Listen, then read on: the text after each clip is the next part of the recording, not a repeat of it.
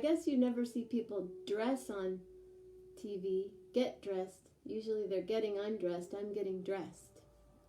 Check it out. It has zippers on it. I was trying to zip it up. That's why I wasn't here. I was here, but I was like, going like, doing this. And then I went, it's zipped. Lillian zipped it for me. Thank you. I don't even know who's here. These feathers, I'm afraid they're going to fly away. Jim and Bill. I could bring you on camera that way, but, and RP and Melanie and Julie. Who else is here? This is exciting. Hello, Janelle Michelle Burdell. Oh, thank you. Dressed in the kitchen. Well, I don't know if you saw my... Oh, yeah. Oh, thank you. Hi, Merle. And Jason O'Lane. Are you still here, Jason? I really want you to be a guest on the show. As I say all the time, I want everyone to be a guest on the show. It's so fun. Thank you, thank you, thank you. So it is Wednesday, May 20th. And Thursday, May 21st is tomorrow. And tomorrow night is karaoke. Hi, thank you. Yeah, so I would love for you to come sing with me tomorrow night. So if you have a song, everyone says, oh, I don't really sing. Do you do karaoke? Well, yeah, after I've had a couple glasses of wine, or after I had my tea, or after I've done whatever, do that. And then just sing a song. And then we hang up. And then I call the next person. I do it all with my little phone. It's fun. I promise. It's our first night. And it really, tomorrow's a very special and challenging day for me. So I'm going to make it a really great day. I make it a great day and a great night every year. It's sort of a New Year. You know how people celebrate New Year's Eve? I don't. I'm usually working or eating pasta with my mom and dad and watching The Godfather. This year I had a party, which I don't think I'd ever had a New Year's Eve party before. But I don't even, hey Mitch Mammina, tomorrow is my way that I start. May 21st is how I start my new year every year. So I'm so happy that you all are here tonight, and we'll be doing karaoke. And Friday night, I think Friday night is going to be just as cool as every other night. And then Saturday night is One More Saturday Night with Gary Lambert. And Sunday night is Jeremy Steinkohler. So it's just, we're rolling and we're scrolling, and I'm so happy that you're all here. I'm wearing this dress in particular because Bo and Bill, because of these two men. Hi, Bill. Another Bill. There's another Bill here.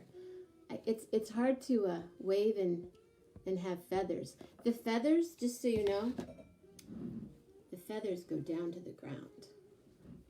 Well, there's a slit. Well, it's kind of like, it's got a slit in it. I can't really show you. Maybe at my next gig. Ooh, when is that? Well, there might be a virtual concert this weekend. Could be during the day, could be at night. It's all happening. Isn't this fun? But the reason I'm wearing this dress, thank you, Bill, is because Bill made a promo for this show, and he used a photo that Sybil Savage shot with me in this dress. And I thought, well, when else am I going to wear it? I might as well wear it in my kitchen on Facebook Live. Marilee, hi. Hi. So we have San Francisco and we have New Jersey and everywhere in between. So cool. We also have Massachusetts and New Mexico and Michigan. And let me just say, I'm going to move the candle because the feathers and the candles don't mix. huge prayers and thoughts and whatever it is that you do, light or Midland, Michigan, okay? I have friends there. I know many people that have friends there, but just so you know, I'm not anywhere near there, 3 hours away, but it's still, it's awful what's happened. And to imagine, stay in your house, stay in your house, stay in your house, don't, shelter in place. Oh, by the way, it's time for you to leave now because your town is flooded.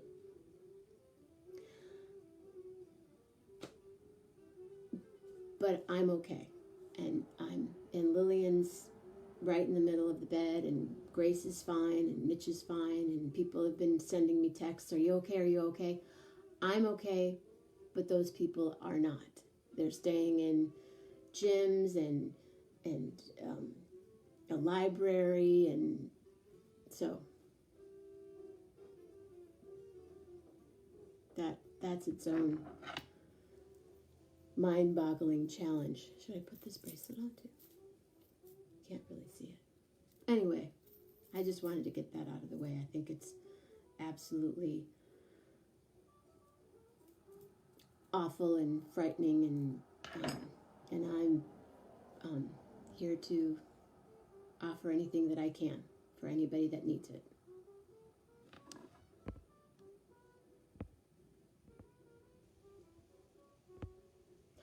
Phyllis is here. Oh, Phyllis. So my mom, I think she gave up last night. She said she drew until about midnight, and then decided that it was time to go to sleep because because her picture that she was drawing looked like a toilet. And I was like, oh, Mom, I'm sure it didn't look like a toilet. Well, I saw it today. And although it didn't look exactly like a toilet, it started to resemble the shape of, with the... I wanted to take a photo of it, but I was kind of laughing a little too much. Phyllis is here. Yay, Phyllis. Thank you again. Yay. She'll be back because Phyllis and I are going to play guitar together. Here, can you hear me okay? Everything is cool? What do you think? Is this cool in the kitchen? This is my kitchen. Hi, Carlin. And I have Frida, but there's a microphone. There's a mic stand in front of Frida. Let me move the microphone. But there is no microphone. It's just a stand. Because I was going to use this tonight for the tripod, but I didn't. Oh, thank you. It's a dress, Phyllis. It's a dress. It's a whole dress. See? Doo-doo-doo. And it's got a slit, and it has feathers, and it's really fun, and I've only worn it, I think I wore it for a New Year's Eve gig. It's from the 60s. Victoria Williams will be on the show sometime next week. Victoria Williams owns Mutterly Love in St. Joseph, Michigan, and Mutterly Love will be opening when everything else opens. Hi, Mama Grace. I wish you could show us your drawing from last night, but maybe next week on your birthday. Next week, May 27th, is Grace's birthday. All right, folks. Well, tonight is a special night, just like every night. It really is. Every night has just been such a gift, such an absolute gift, that now, me and my tripod, yeah, the 60s. Hi, Victoria. I can't wait to see you, and Lillian misses you. Oh, Lillian misses you. Okay, how am I doing this? I'm calling them on Messenger. Here, let's turn it up a little bit.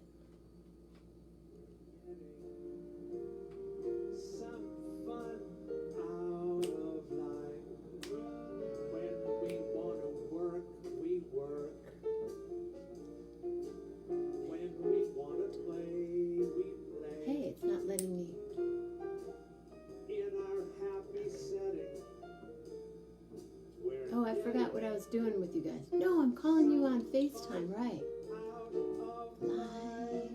I know this whole record now. Can I go on tour with you guys? Oh, touring. Maybe we do the wrong. Spending each day Hi, Susan. just wending our way along. Hey.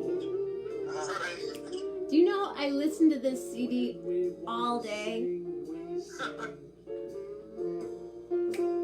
When we wanna dance. I'm just going to hang out with these goats. Oh, never mind. I'll share you. Ladies and gentlemen, Bo and Bill Winiker. We're getting Good evening, everyone. Hi. It's a little bright, but that's just the way it is. That's the projection of it. Oh, that's too. What can we do? Are we too bright? We are. It's the way of projecting it back onto the iPad. It does that sometimes.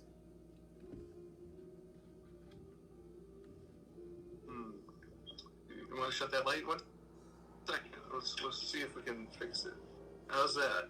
Darker. Is that better? That's better then? No, it made your face scarier. Okay. All right. It's scary enough. Yeah, they're scary enough. Hi, Pete. So this is Bo and Bill. Bo is to your left when they're looking at you. You're right. Who's Bill? Who's Bo? I know. I'm Bill, right here. And that's Bo. And Bo, you're a vocalist and a Well, trumpet. I'm a trumpet player. I'm a trumpet player who sings a little bit. You played trumpet beautifully and you sing, so I loved singing. I was singing with you today. Hi, Jason. Hi, Dorina. I don't mean to be interjecting, but lots of people are popping on. We have 21 people on right now. That's great. Yeah, that's fun. If you come closer to your... Yeah. Don't cut each other out. So, I don't know where to begin, except if you guys just want to talk and tell us. You live in Massachusetts? We do. Yeah, we live in Brookline, Massachusetts. We're a mile from Boston. A mile from Boston. And my friend Bruce lives close to you as well, I think. Yeah, Bruce is a mile the other west of us. He's 1 mile. That's fun. That was... Yeah, tell me about, what does Bruce do? Bruce Levin. we grew up together in Michigan, in Benton Harbor, Michigan, and he moved to Boston, I think, right outside of college, right after college. He works in a school. Okay. High school, I think. And every once in a while, he's been to my shows, and I think in Boston and maybe in New York, they came to a show, so I see them every once in a while. Well, where did you play in Boston? I've played at the Paradise. Oh, yeah. And I've done some house concerts, and my brother's going to call and say, you also played such and such, and I don't remember right this minute where else I played. I was good friends with Rebecca Paris, so I used to come to Boston and hang out with Rebecca. Yeah, well, Rebecca was a good friend of ours. Yeah. I was thinking probably, so. Yeah. A national treasure. National treasure. I learned how to... I just hanging with her I learned from her, but she taught me something that I've taught my students, to really, really, really get into a lyric, to write it out in a letter. So I have notebooks full of song lyrics in letter form. You know, not line by line, but actual sentences flowing into a letter. And I learned, I don't know, we were just sitting one day and she said, do you ever write out your lyrics? I go, yeah, I write them out. She's like, no, like really write them out. And I draw pictures along with them. But yeah, Rebecca was an incredible being. I love that woman and I miss her dearly. Yeah, she oozed love. I mean, she was the epitome of love. But how did you meet her? I think I met her at Monterey Jazz Festival originally. Oh, yeah. She was playing with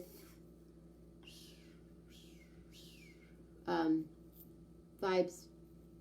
Gary Burton. Oh, okay. Oh, yes. They made a record together, Yes. so that was at the time. Yeah. Yes. Yeah.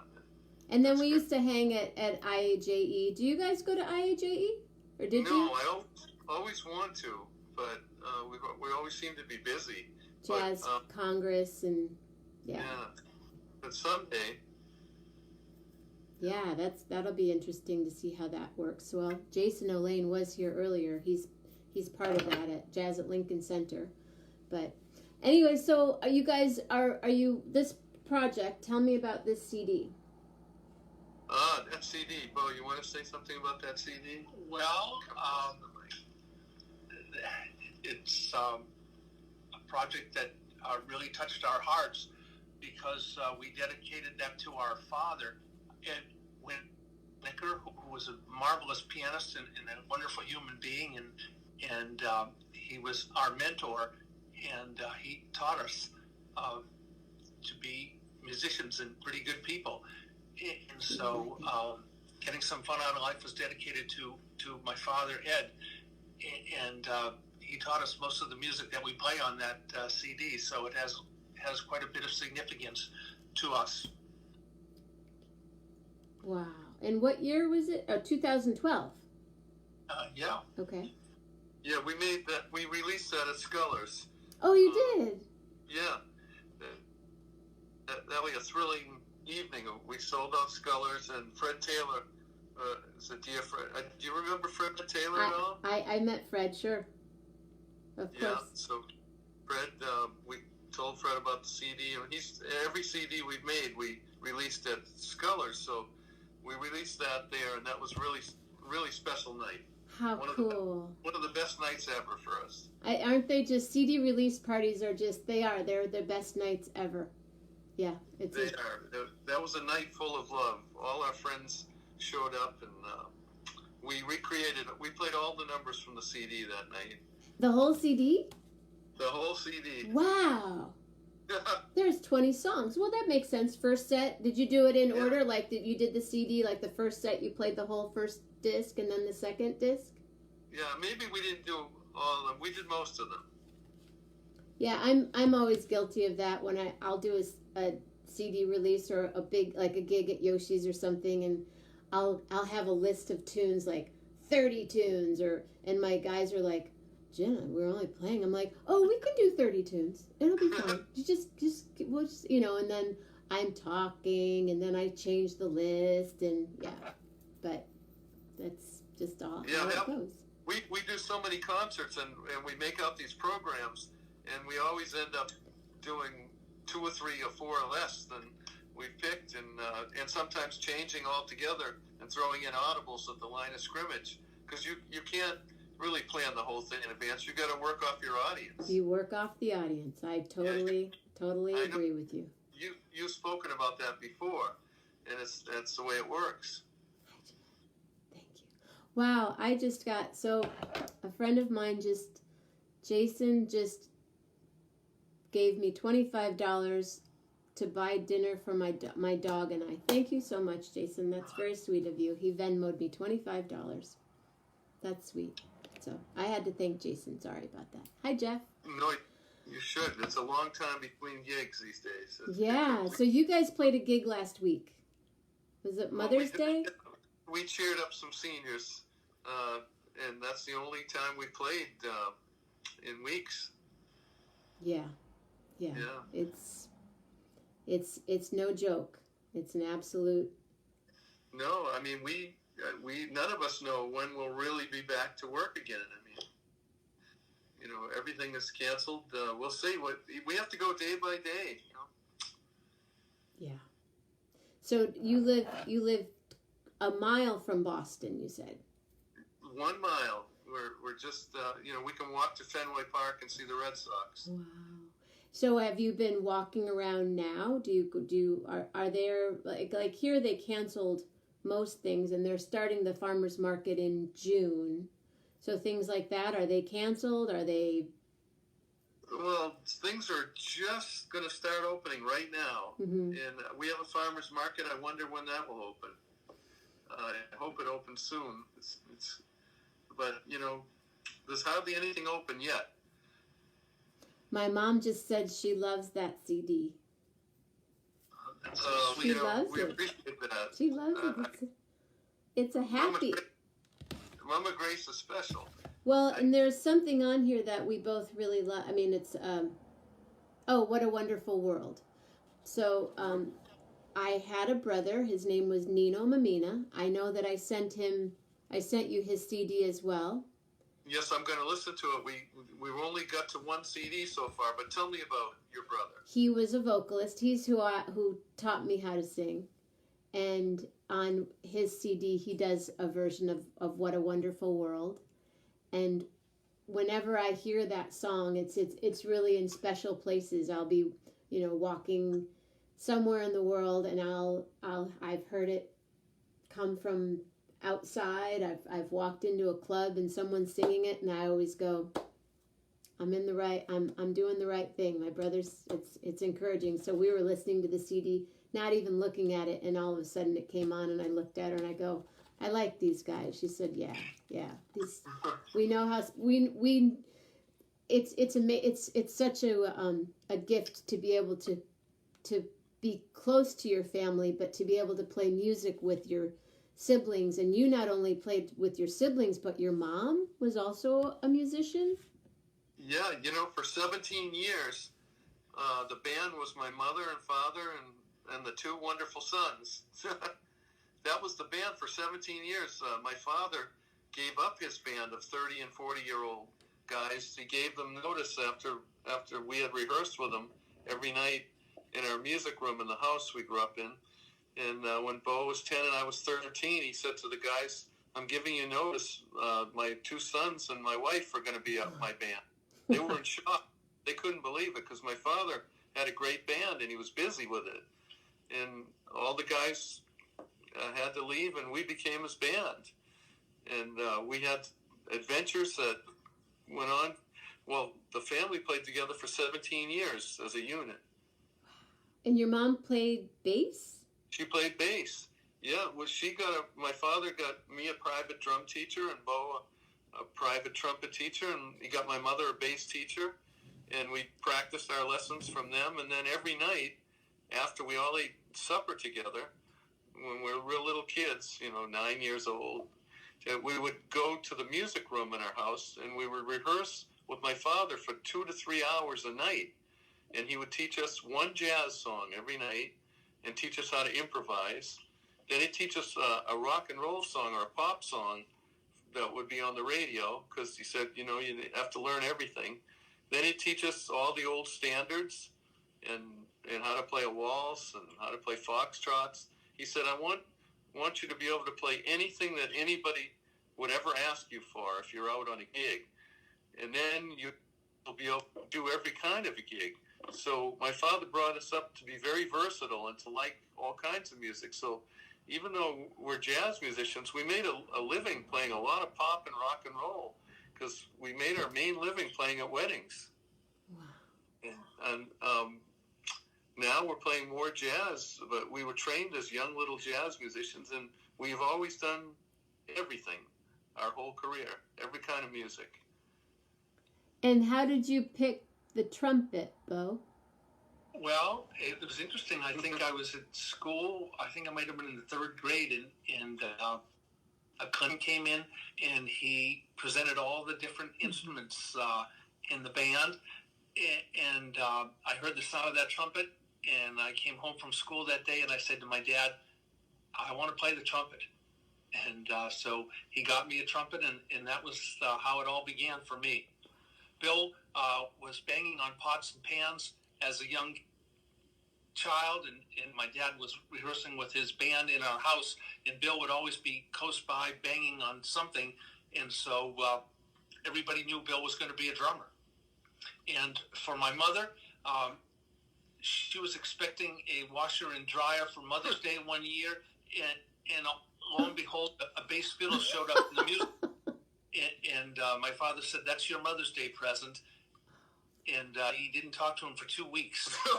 Well, at least he didn't give her a blender or a mixing. So Abby says, "Love from Kim and Abigail," and they're your children. Yes, they are. very proud of them both. Thank you for watching the show. Where are they? Well, right now they're in Brookline, but one lives in Baltimore, just about to start a PhD program at Johns Hopkins in public health, and my son lives in Worcester, Massachusetts. He's just completed his third year of medical school at the University of Massachusetts. I couldn't be prouder of either one of them. They're both fine young people. Congratulations. Thank you so much. So you're okay. So I interrupted. So your mom didn't speak to your dad for 2 weeks, but did she play the bass in those 2 weeks? Did she pick it? I mean, had she played it before? I think she did. No, not those 2 weeks, but my grandmother, who moved from our little town of Millis, Massachusetts, to Boston, and she got, our grandfather had passed away many years ago. She married a projectionist for the movie theaters, and she asked us to come to her building in Boston and play a concert. My mother hadn't even played yet, but we convinced her to take the bass along, and she just plucked any old note. But everybody clapped so much for us because Bo and I were already good, and my dad was a great professional pianist, and she got the fever. She said, "I love this." So my father got her a bass teacher right away, and she started taking lessons, and we were all taking private lessons, and by golly, she got good because we rehearsed 3 hours a night. And, we, in 1 year of rehearsing 3 hours a night, my father said, "You guys are all ready. You're going to band." And I think when I think back, Jenna, we became the band for the weddings he was doing too. And Bo's 10 years old, and Bo was the master of ceremonies. He would say the new Mr. and Mrs. Michael Johnson, and it announced the bride and groom and the ushers and bridesmaids. And when I think of a 10-year-old doing that, and the bride's 25 or something, it must have been weird. You know who else did that? My brother Nino. He was the wedding singer, and he did the exact same thing that Bo did at a young age. It takes a special. Now I know why we're meeting for a lot of reasons. Is there video of you and the family band with your mom and dad playing? I don't know if there's a video that I know of, but I know there are tons of pictures. Yeah, there are thousands of pictures, but we didn't have a video camera. I don't know why. We never got one, and so there's really no video of those days. A lot of pictures, though. Maybe you could have someone make a video with the pictures. Charlie Fox says, "So easy to love. They welcomed me as a friend from the moment I met them 7 years ago." Oh, Charlie's a wonderful man. He's a doctor. He likes to come and hear us play. He's a great guy. Thank you, Charlie. And Ruth Gold, "Love Bill and Bo. There's nothing like a Winiker wedding." Well, we bring more than music to these weddings. We bring a lot of love, and people look at us when we're playing, and they see how much fun we're having, and it rubs off on them. We're smiling and making eye contact with everyone while they're dancing, and you can feel a bond. By the time a wedding's over, we've made 150 new friends or 100 new friends, or it's not just a job to us. Yes, I love singing at weddings. It's a great thing. Yeah, it's special. It's a privilege to be there. And, we love every job we have, whether it's a nursing home or a wedding or a big charity ball, or it doesn't matter what it is, country club dance or playing in a restaurant, playing jazz. We just love to play and love to reach people with the music. Mm-hmm. And there are no better friends than the Winikers, according to Ruth. Thank you. I believe that. Oh, and my friend Jim says, "Tell them my folks met in Boston. Dad was at New England Medical Center and Mom was at Beth Israel." So, and Jim is an editor at USA Today. Mm-hmm. Oh yeah, Jim. I've been watching. Yeah, Jim's been watching the shows. Right. Yes. Jim, yes. It's great to get to know you. Jim's been there from the very first show. He's a friend of mine. We met in New Orleans because I go to Jazz Fest every year, and I perform at Jazz Fest. I have performed at Jazz Fest, but I perform at a hotel called the International House. Have been for over 20 years during Jazz Fest, and I have my own Gem Fest actually. Jenna, how many shows have you done in my life? Yeah, I mean, how long? When did you start this series? This ongoing series? Oh, you're both talking about the show, 11. The 11/11 show. I started it in March. I see, because of the pandemic. Yeah, I see. I originally started it about 5 years ago, where I wanted to do an 11/11 video because I know so many incredible people. Jenna will have to come to Boston to the Brothers when it opens again. Yes, to Brothers. Jenna has to. What is Brothers? Oh, that's a restaurant we've been playing at for the last 3.5 years. We played there on Saturday and Sunday nights. Oh yes, I want to be there. I want to go to Boston. I will be there. But so I have videos of people that I've interviewed, and then people are like, oh, well, you're going to have to edit it, and you're going to have to put the sound, and you're going to have to do all this stuff. And I was like, I'm never going to learn how to edit. I don't want to learn how to. I've had this conversation on here before.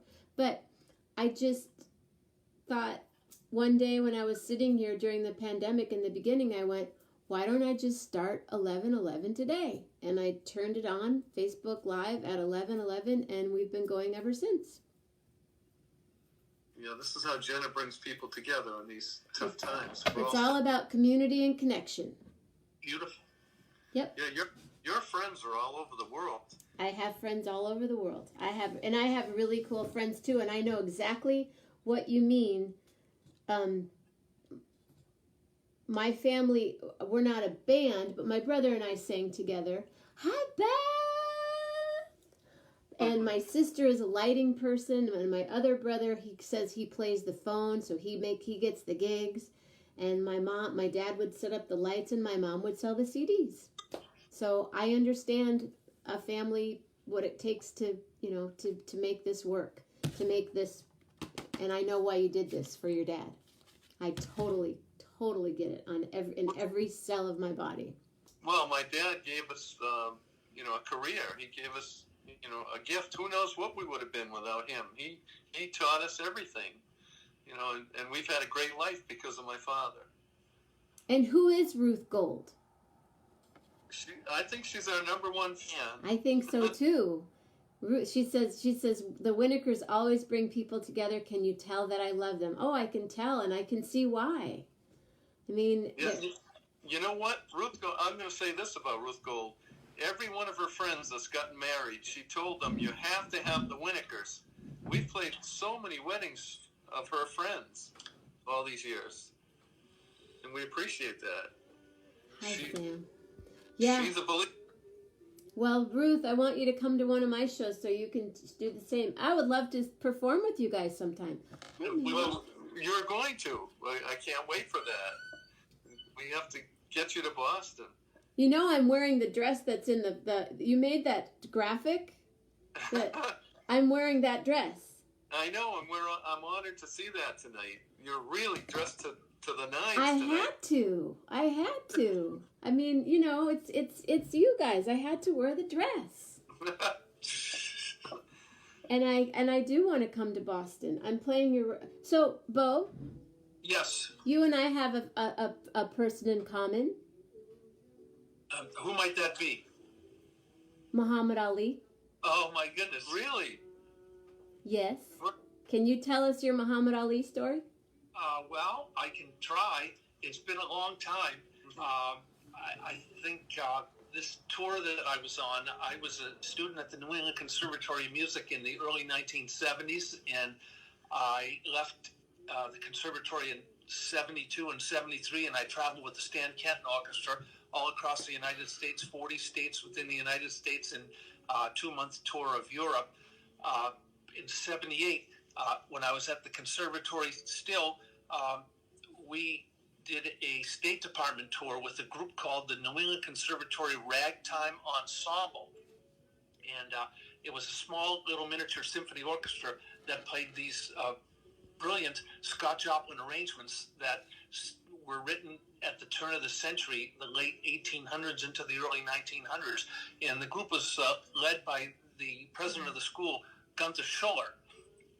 And so we traveled with that ragtime ensemble also all over the world, and we were on a month-long State Department tour. We went to 6 Russian cities, and so we were in, of all places, Tashkent, performing. And after our performance, we came back to the hotel, and lo and behold, Muhammad Ali was staying in the same hotel with us. He was on a State Department. He was doing a State Department tour as well, and he was on his way to Samarkand, a city in Southeast Asia, where he was going to visit some mosques and mausoleums and do some praying. And then a few days later, he was going to be back in Moscow, and he was going to be fighting an exhibition with several of the most famous Russian fighters. So when we walked into the hotel after our performance, we had a meal waiting for us. And on the opposite side of the dining room, there must have been 40 people that were with Muhammad Ali. And we were, of course, so excited about it. So we went downstairs. There was a bar downstairs in the hotel we were staying. And about a half an hour later, Muhammad came downstairs after he finished his dinner, and he sat right next to me. There must have been 15 or 16 of us from the group. He had heard that there was an American group touring through Russia. So he came downstairs and sat with us and started talking with us, and we all freaked out. We could not believe that we were sitting next to Muhammad Ali, and I was sitting right across from Gunther Schuller. And Gunther is probably the smartest person that I've ever known in my lifetime. And I looked over at Gunther, and he couldn't even believe that he was sitting across from Muhammad Ali. And so he just talked to us, asking us questions. And then I said, Muhammad, would you tell us some of your poems? Would you recite some of your poems? And he just started going on and on and on and on. And I was jumping out of my skin. And he was just getting very more animated and excited. And he said, I had been to Russia. I've been to Moscow before coming to Tashkent, and he walked across the Kremlin, and he said thousands of people came from everywhere, and he was picking up babies, and it was just, he said it was just the most amazing thing. And so, as I said, he and I were having some sort of a bond together. So Muhammad was about to leave, and I left around the same time. He stayed about an hour talking with us, and we got on the elevator, and he said, I'm going to be fighting an exhibition in 4 or 5 days in Moscow, and if you're there, I'd like you to come as my guest. I'm staying at the Rossiya Hotel, and I want you to get in touch with me. So as it turned out, I was going to be in Moscow at the same time, so I did get in touch with him, and I went over to the exhibition hall with him, and it was one of the most exciting moments of my life when they introduced Muhammad to come out and come into the ring. I was standing right with him, and I walked right up ringside with him, and he fought 3 rounds with 3 different boxers, and ABC Wide World of Sports was there to film the whole thing. So after the exhibition was over, we were in his dressing room, and he said, Bo, I want to keep in touch with you. So I want you to write down your name. I didn't have a business card on me, but he said, I want you to write down your phone number, and I want to stay in touch with you. And so on a little piece of scrap of paper, I wrote down Bill Winiker and my phone number.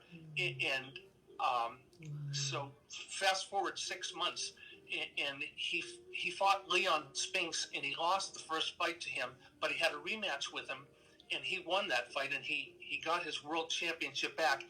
And the next morning after that fight, at 6 o'clock in the morning, our phone rang. I was living with my brother Bill at the time, and the phone rings, and Bill answers the phone, and it was Muhammad Ali. And he said, I want to speak to Bo. And so Bill comes into my room and wakes me up, and I start talking to Muhammad, and he says, Bo, he says, I do not forget my friends. And I just, in case you haven't heard yet, I am now the world champion again. And so we talked for a few minutes. I went back to sleep. And then maybe 6 months later, he called me one more time, and he said, I'm going to be fighting another exhibition in Providence, Rhode Island, and I'd like you to come. Mm-hmm. So I went down to Providence, and we're at the Biltmore Hotel in Providence, and I went up to the 10th floor where he was staying, and he had that whole floor for himself. I said, I'm here to see Muhammad Ali. I'm Bill Winiker, and they said, well, here, come follow us. So I hung with Muhammad for a few hours, and then we went over to the Action Hall in Providence and saw him fight, and went back to the hotel with him, and that was it. I had never seen him again. Wow. So that's my story about Muhammad Ali. I could have never met him. I could have never met him in the United States because it would have been impossible to get to him. But because we were in the Soviet Union, and he felt so comfortable having other people from the States, sure, that he just came and hung out with us. So that was really a memorable moment. He said, Bo, there's something special about you. And so he stayed in touch with me. And I to this day, I cannot believe that he didn't lose that phone number. I can't tell you how many business cards I've taken from people and I've lost. Oh yeah. So what a great story. Thank you so much. And I'm listening to you sing at the same time. Oh, that's cool. Wow. Well, and can I ask you another hero of mine, an inspiration of mine, Billy Joel? Oh, well, sure. I got a call back in the early 90s. It might have been 92 or so. Got a call from Billy Joel's manager. Mm-hmm. And he said, Billy's working on some music for the Motion Picture League of their own.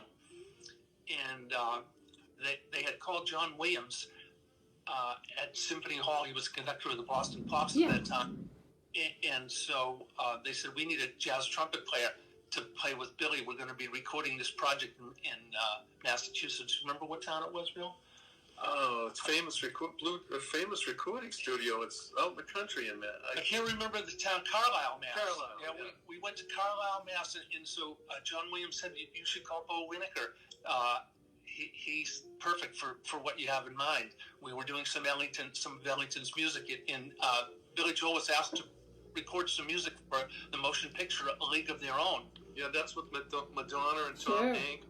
Women's baseball. Penny Marshall. Oh, I know the movie. Yeah, us girls know the movie. Yes, right, of course. So we spent an afternoon with Billy and his band, rhythm section, and Billy and myself, and boy, it was so fun. My dad was there, and my brother was there, and we just spent about 4 hours in the studio. Yeah, see, we had to wait about 4 hours before they had the studio ready. So my father and Bo and myself, we just sat in a room with Billy talking.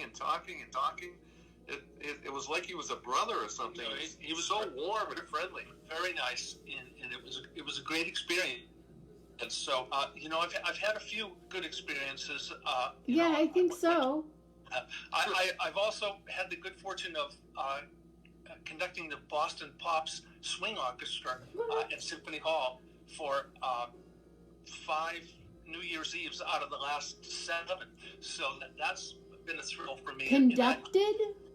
Conducted, played my horn and sang with the orchestra. To tell the whole story. Well, I'll tell you. Tell the story, Bill. We're here. I'm not going anywhere. Well, I'm not going anywhere for a while. Because this is an interesting story. Well, I have to go back to New England Conservatory. Bill told you we grew up in a small town of Millis, Massachusetts. And then after high school, I headed to the conservatory. And while I was at the conservatory, I had a dream. And I had a dream that I would one day stand on the stage at Symphony Hall and solo with the Boston Pops. That was my dream in life. The lush string section of the Boston Pops. I can hear it right now. And so I had gone to Symphony Hall many times and sat down and talked to the artistic director and had lunch with him many years. And I said, boy, do you think it would ever be possible if I could ever solo with the Boston Pops? And he said, well, there might be an opportunity someday for you to do that. And I go back, and year after year, and well, it won't be this year, but it might be next. So you keep trying, and I did. I tried for many years, and then one year, that artistic director called me on the phone, and he said, how would you like to conduct the orchestra? Oh my God. And so I said, what I would really like to do is just play a solo with the orchestra, not really conduct. But he said, you really should consider this very carefully, because there's a chance that if you don't take this opportunity, it may never come around again. And what this was, this was it was a fundraising event for the Boston Symphony Orchestra. Bo, can I interrupt you really quickly? Of course. I love your story so much. I need you to move over to your right a little bit, because you're getting cut out when you're telling the story and I want you to get close to the camera, but all I can see is like half of your lip. No, move the other way. The other way. No, the other way. That other way. No, this way. That way. Yeah. There you go. And still come closer like you were. Yeah. But see, I'm looking at the screen here, so I was trying to. If I lifted it up. No, don't lift it up, please. Yeah. Put it back. How's that? No, you can't hold it. Just Okay, put it back I can't down. hold it. Yeah, don't hold it. Use a dish towel or something. I'm joking. No. Yeah, dish towel. No. I'm kidding. We have. I love siblings. Yeah. See, I'm looking at my picture, and I thought I was right in the middle. But you can come closer now. Just come. Okay. And then come crouch down a little bit like the kids do. Bend your neck and get all messed up. Right Okay. there. Yeah. Okay. Am I in there now? Or Yeah, I love the story. I just didn't want to just see your right eyeglass and your part of your lip. But anyway. Well, what if I stay right here? Does this work or not? It's good, but like a little more drama. It has when you. Oh yeah, there you go. Take my glasses off. Okay, so the fundraiser for what? Okay, hold on a second. Let's just check this out. Where would you like to? You look great, Bo. Oh, okay. Thank you so much. So I'll go on with this story. So it was a fundraiser for the Boston Symphony Orchestra, and the symphony was playing that night, and it was a big gala. The symphony hall was packed to the rafters, and so I decided to do it, and I conducted, and they were dancing. It was a dance for the patrons of the symphony, and I was scared out of my mind. My mother and brother were there, and my mother was standing right under the stage, and she was so afraid because she knew how nervous I was. I mean, to be standing on that stage with absolutely the finest musicians in the world.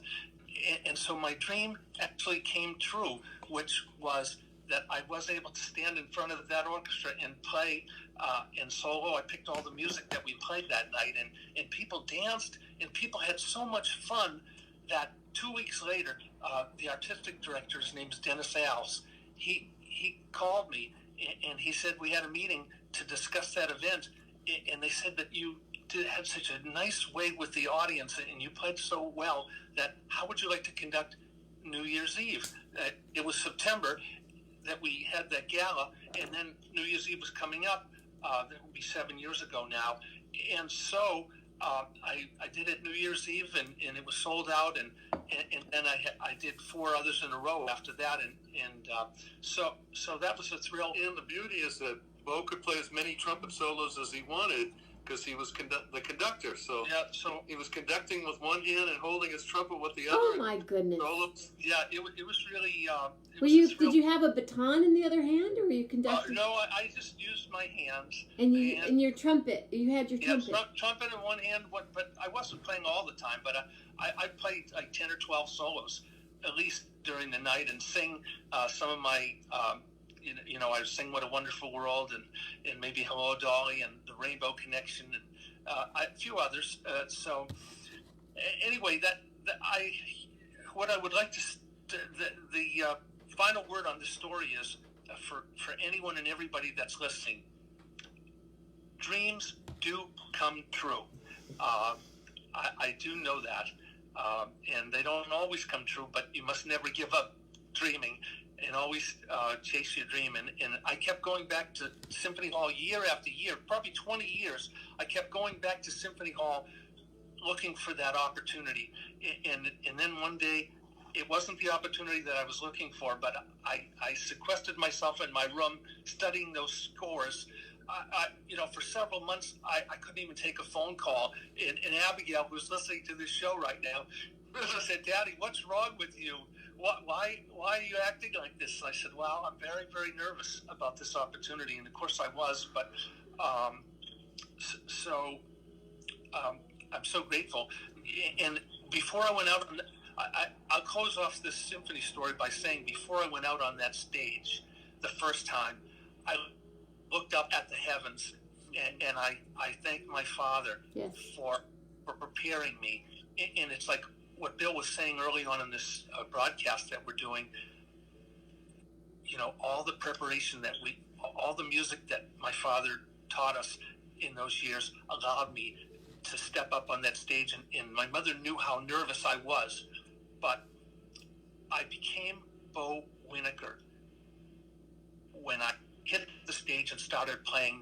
Then like all the fear was gone, and it just became a natural thing for me to be standing there. And I had tremendous respect for those musicians that I work with, because they're the finest in the world, and they had tremendous respect for me as a human being and someone who appreciated them so much. Wow. So that's my story, and I'm going to stick with it. Bravo, bravo, bravo. Wow. So is it going to happen again this New Year's Eve? It's hard to say. Do I have to go to Boston for New Year's Eve? Well, Who knows if there'll be a New Year's Eve? Well, all I can say is that, I have climbed to the top of the mountain by living my dream and having that opportunity to conduct that orchestra and to solo and to play some beautiful ballads with the violin section playing so beautifully behind me. Isn't it incredible? That's what I hope for. So, no one knows. The one great thing about our family is we never really projected anything that was going to happen to us. Everything happened, like you said earlier, because it was meant to happen. Yeah. And it wasn't like we set out. We just set out to play music and to have fun and to entertain people and to improve the quality of people's lives. We had no goals, and there's about 50 hours of stories of things that happened to us. I'll tell you, Jenna, we never tried to get a job in our whole career. We never, and we're still that way. We never tried to get a gig, but we'd always be somewhere and end up getting these fabulous gigs. When we were little children, my father took us to Providence, Rhode Island, and this was 1966, and we were just little kids, and we went to a fancy restaurant because my father sold musical instruments to the music stores in those days. He worked for Gretsch Drum Company, very, very famous drum company. Sure. And so we're in Providence, Rhode Island. We always took our instruments with us, and we'd play at the music stores, demonstrate the drums. And Bo, my father also sold some French trumpets, and Bo played that brand of trumpet. So we would demonstrate the instruments at the music stores. So my father took us out to a fancy restaurant called Ballard's Inn. And we're just little kids, but there was a band playing during dinner. And we went up, and somehow they invited us to sit in. And so the owner of the restaurant was there. And because we sat in with that band, he invited us to go to Block Island and play in his hotel.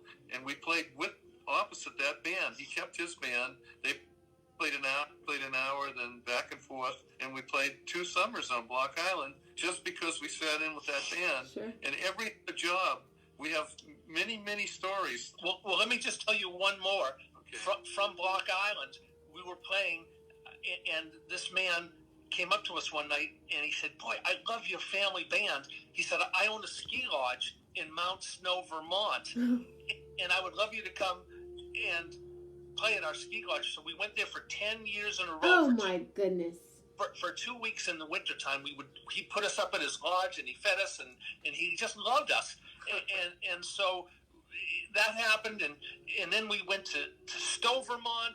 And we played at a place we just were traveling with my dad through Vermont. And another time, that's a great story.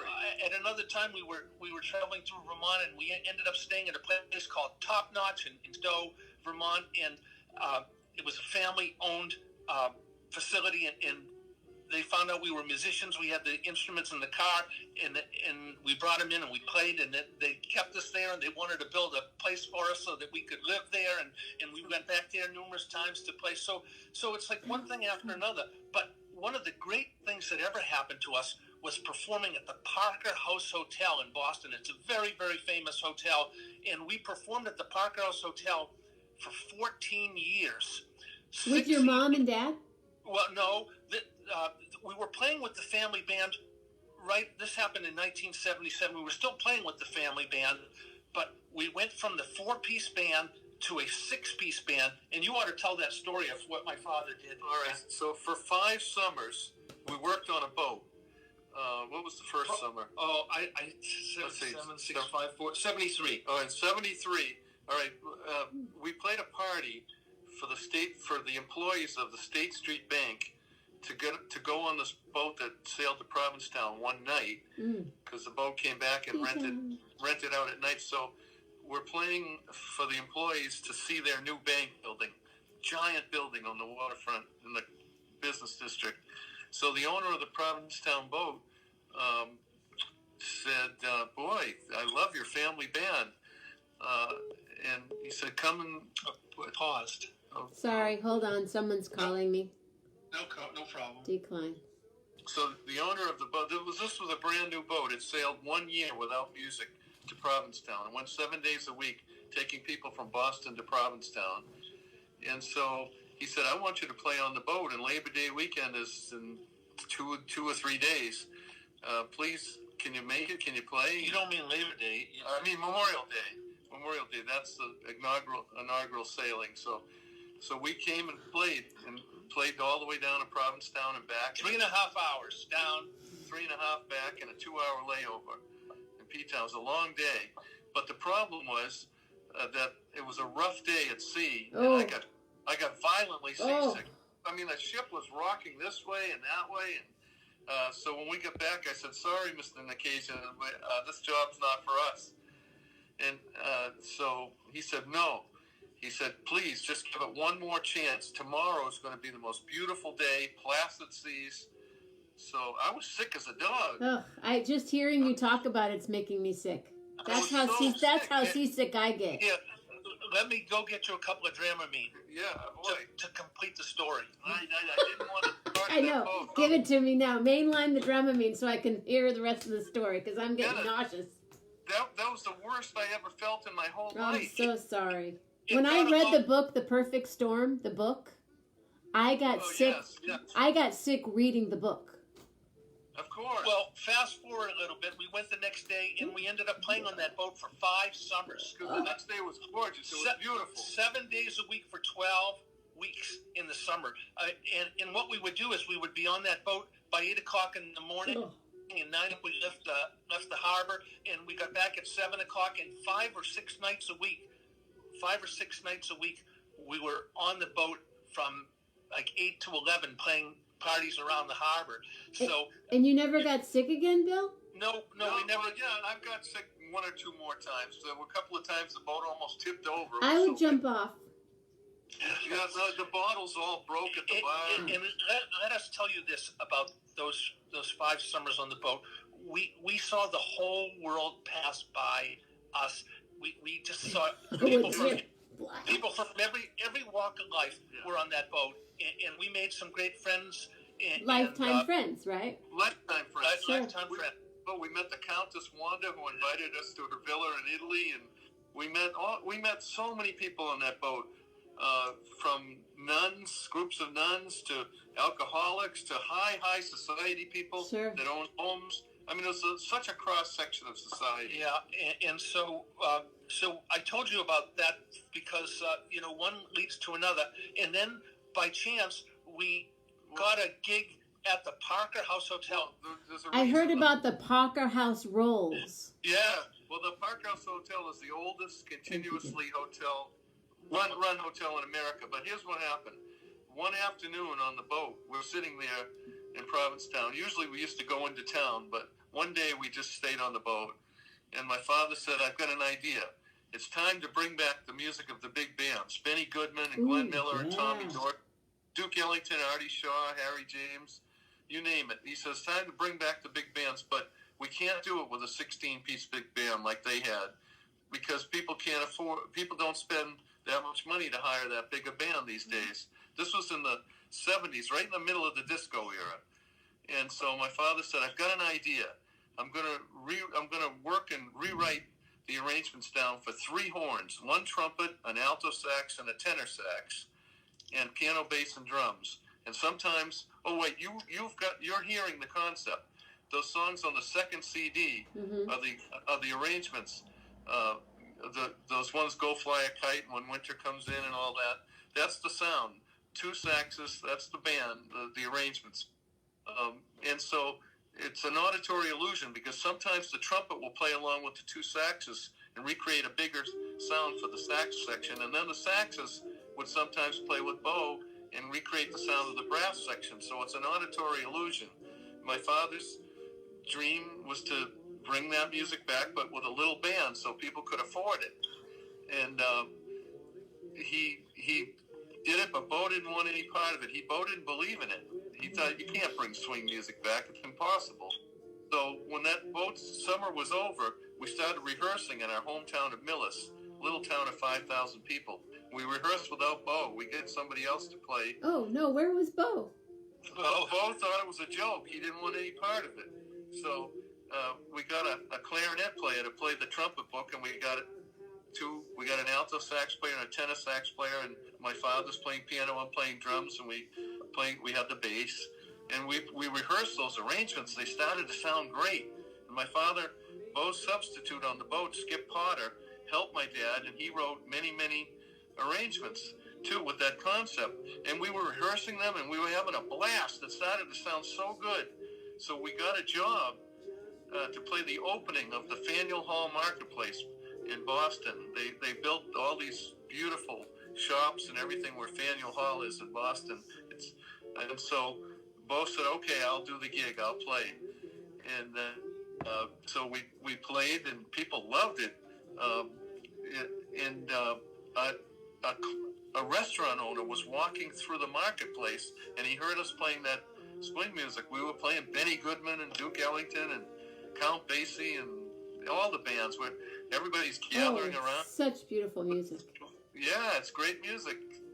That's what's on side 2 of our CD there. But so he said, I own a pub, and it's really a fancy delicatessen, and I want you to play there. So it was called the Pub and Grub, and we played there one night a week, Thursday nights, playing that swing music. It started slow, but after a few months, you could not get into the Pub and Grub. Everyone was coming and swing dancing, and they were taking lessons, but then Bo, tell the rest of the story. Well, I went to a dinner. A friend of mine invited me to this dinner, and at the dinner, sitting across from me was the director of sales of the Park House Hotel and the director of catering. They were engaged at the time, soon going to get married. And so I just happened to say to them, I have a band. And they said, what do you do? And I said, well, I have a band. And we're performing at this little place called Barbara and Benny's Hole in the Wall, wasn't it called? The Pub and Grub. Pub and Grub, yeah, the Pub and Grub, 19 Kilby Street, Boston, Mass. And so I said, I wish you'd come by sometime and check us out. And lo and behold, a couple of weeks later, they came and heard us. And they kept coming back week after week, and finally they brought the general manager of the Parker House. And they said, we've got to have this sound at the Parker House.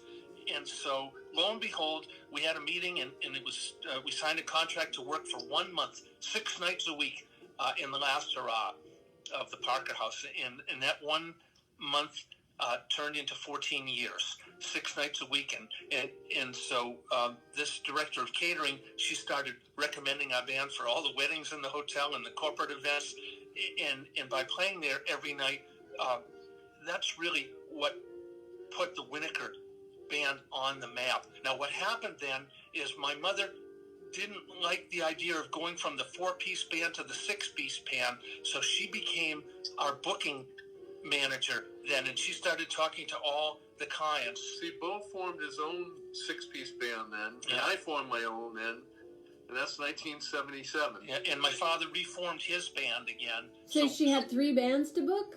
So she had 3 bands to book, but the calls kept coming in from all over the city. We were very close to the State House, so all the politicians would come there, the nurses from Mass General Hospital would come there, and all the lawyers would come there from the law firms. So many people met their future brides there. I mean, just hundreds and hundreds, and we ended up playing most of those weddings. Well, we played a lot of them, and so I would say that really that was a crucial time for us. What an opportunity for us to be right in the heart of the city of Boston and playing 6 nights a week. We had a pianist playing in the bar upstairs 6 nights a week and a harpist on Sunday, and we were just swinging along. And my father and mother, they gave them a suite to live there. Yeah, they were living in the hotel. It was an amazing time for us. I mean, as a musician, it's kind of a transient life. You play here, you play somewhere there, you do this. But here's the advice that my father gave us. He said, boys, if you want to be successful at a venue, go in and do the best job you can do every single night. And when you're done, go out and don't try to tell the management how to run their operation. And that's been good advice for us because we stayed 14 years there. We also have done a brunch in Boston at a restaurant called Skipjack's. We were there for 26 years, every Sunday for 26 years. But I want to go back to the Park House for a second. Please do. What happened was we started a revival in swing dancing. And after 2 or 3 years, you just couldn't even get in there. It didn't matter whether it was Monday, Tuesday, Wednesday, Thursday, or the weekends. Young people started teaching swing dance. And what year was that? Was that in the 90s? 77. Oh, 70. Oh, okay. Because then it happened again with Carmen and LeVay and. Yeah, 77 to 91. And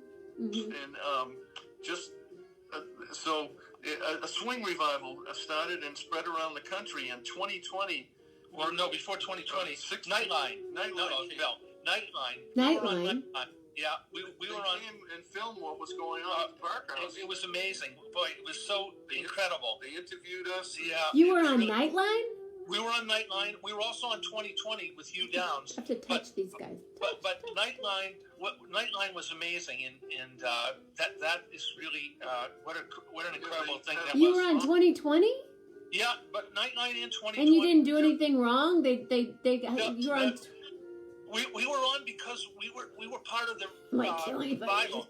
We brought the swing music. Okay. Okay. They filmed everybody dancing, and then they had long interviews with my dad and Bo and myself. It was thrilling to turn on that night that it was on and to see us on there, and it was it was incredible. So we got to go back to what Bill told you is that we never really planned any of this. No, none of this was planned.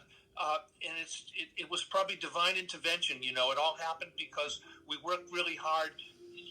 In a family business, you roll up your sleeves and you do whatever you need to do to get it done. And so we owe our father, Ed Winiker, a tremendous debt of gratitude for sharing the music, sharing the love of music with us. I want to tell you a couple of things about my father.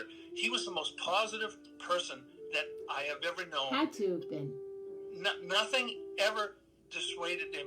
He would, no matter what the situation was, he could turn adversity into good fortune because of his positivity.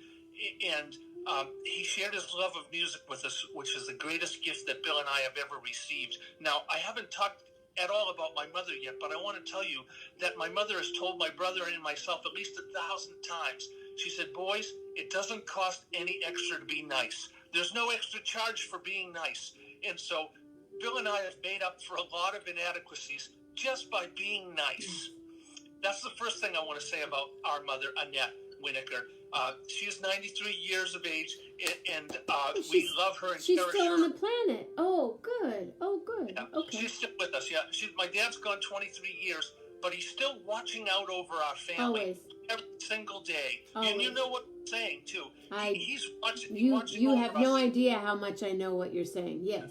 Mm-hmm. So my mother, I'm on her now, and she taught us about how important it is just to be nice. But then she said, the more good deeds you boys do in your lifetime will translate into a better quality life. And all of us know that those of us that want to keep giving, we have a little advantage over everybody else, because that's what it's all about, giving back. And we've been fortunate to live our dream for all these years. We are living our dream every day by playing music, and so we're giving back, and we're getting.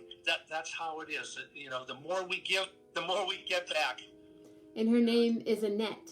Annette Winiker, yep. And she 93 and still going strong. Ruth says Annette is the mother everyone wishes they had. Well, wait, who said that? Annette, said, Ruth. Yeah, no, it's true. Well, my mother's, you know, my parents were, my mother's not perfect. My father wasn't perfect either. We all have our idiosyncrasies, but we were very lucky to have both of them. Trust me when I tell you that. And I think the reason well, Bill and I have been performing together side by side for 58 years. I mean, does that say it all, or what? I get it. I have to ask you another question. Yeah, please. The Clinton inauguration? Yeah, we had a 21-piece orchestra. We left Boston, and we traveled to Washington, D.C. on a big bus.